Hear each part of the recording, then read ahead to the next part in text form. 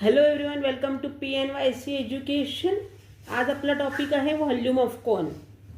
तर त्या ठिकाणी आपल्याला रेडियस 7 सेंटीमीटर आणि हाईट 24 सेंटीमीटर दिलेली आहे. त्यावेळेला आपला फॉर्म्युला असतो व्हॉल्यूम ऑफ कोनचा 1/3 πr²h.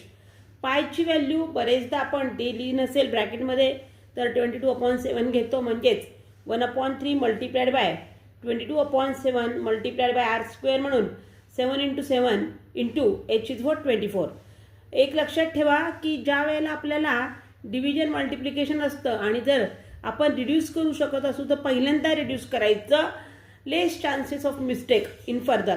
सो 3 × 1 = 3 केलं मी, 3 × 8 = 24 केलं, 7 × 1 = 7 × 1 = so what happen right now, I don't have denominator. तर फक्त वरचं मल्टिप्लिकेशन आणि तेही कमी नंबर आहेत, लहान नंबर आहेत. सो 1 × 22 × 7 × 8 याचं मल्टिप्लिकेशन आपलं आलेलं आहे 1232 centimeter cube. So whenever you have to find out the volume of a cone, you have to use the formula 1/3 πr²h. So volume equal to 1232 centimeter cube. Volume काढला की centimetre cube लिहितो आपण. For further formula, stay tuned. Thank you.